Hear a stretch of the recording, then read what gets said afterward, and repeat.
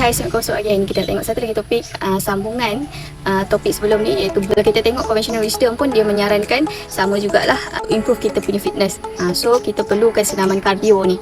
So sesi kardio yang panjang melebihi 30 minit ke atas boleh meningkatkan endurance ataupun HIIT, juga akan meningkatkan kita punya VO2 max dan mengelak kerosakan lutut dan joint lah.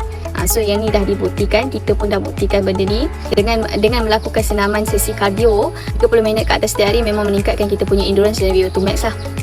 Ada juga kajian yang diterbitkan dalam PLOS ONE menyerupai aktiviti HIIT high intensity interval training ini yang dilakukan 3 kali seminggu selama 12 minggu ataupun 4 bulan akan meningkatkan kita punya cardiorespiratory fitness dan endurance lah.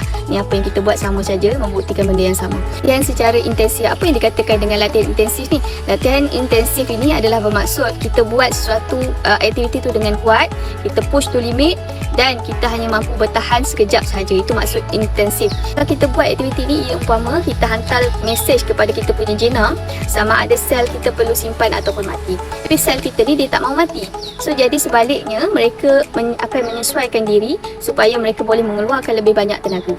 Ni bila kita buat sesuatu aktiviti tu, kita push to limit, tubuh badan kita akan menyesuaikan diri dengan aktiviti yang kita buat tu.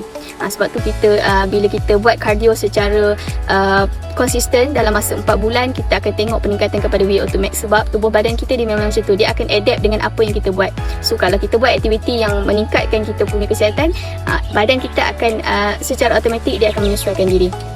Salah satu penyesuaian tersebut biogenesis mitokondria, iaitu penciptaan mitokondria baru. Maksudnya kalau kita buat aktiviti HIIT ataupun aktiviti kardio ni berlaku disebut sebagai biogenesis. Biogenesis ni adalah satu proses di mana penghasilan mitokondria. So mitokondria ni adalah powerhouse untuk kita punya energi. Setiap kali kita buat aktiviti bersenam, kardio ataupun HIIT ni, kita akan membentuk mitokondria yang baru. Mitokondria ni penting lah untuk kita punya tenaga kan. Sebab tu kalau kita tengok orang yang dah mula start fitness ni, kita tengok dia punya energi dia makin hari makin bertambah lah. Aktiviti ini disebut sebagai biogenesis lah. Ini ditempatkan dalam sel kita dan di mana ATP tenaga dihasilkan. Banyak tenaga menghasilkan mitokondria, bermakna lebih banyak tenaga dan hanya satu sesi HIIT boleh merangsang proses peningkatan tenaga ini.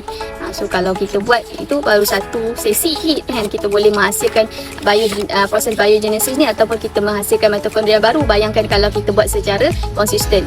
Wujudkan rutin HIIT high intensity interval training ini, kita perlukan kat sini dia bagi tahu contoh dengan kita buat 3 set iaitu 20 second, waktu 20 second dan 1 ke 2 minit untuk kita rest lah untuk pemulihan daripada intensity itu.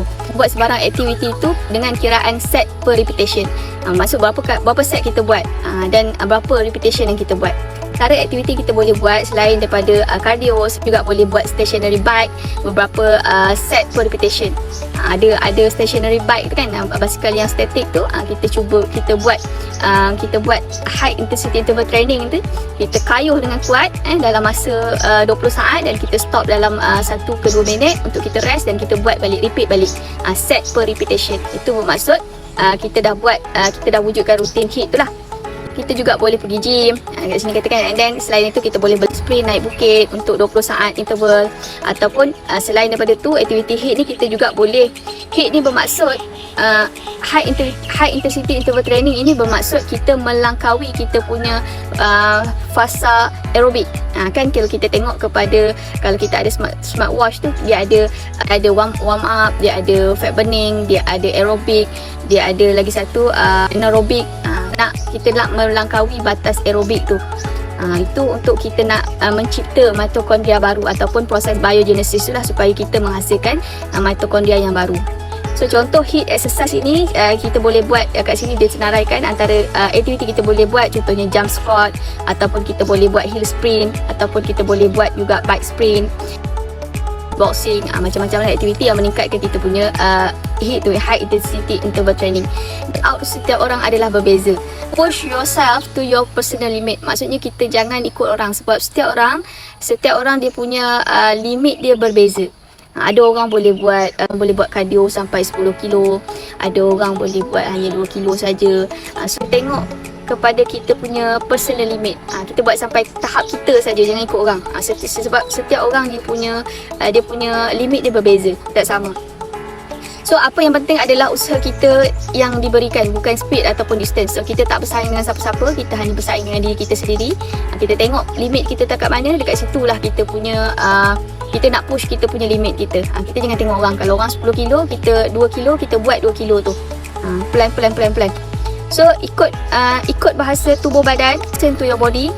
So dengan peningkatan level fitness ini, kita bolehlah tambah resistance ataupun kita boleh tambah number ataupun duration of repetition. Itu bergantunglah, kalau kita dah start selesa dengan kita punya cara senaman tu, dan kita boleh tambah dari segi set dan repetition tu. Okay, so itu antara sedikit macam mana kita nak meningkatkan kita punya fitness level. Untuk orang yang baru nak start kan, orang yang basic zero lagi, even saya pun zero fitness ni, so kita nak start daripada mula balik, kita kata apa, kita tak tahu macam mana kaedah yang sebenarnya untuk kita nak start kita punya fitness, ada dekat sini. So ini adalah kaedah ataupun cara terbaik macam mana kita nak tingkatkan kita punya level fitness. So kita boleh buat dengan cardio, kita boleh buat dengan resistance training, kita boleh buat untuk orang kata apa, untuk meningkatkan kita punya mitochondria. Juga kita boleh buat aktiviti high intensity interval training, yang tu kita boleh slowly perlahan-lahan buat ikut kita punya limit. Okay,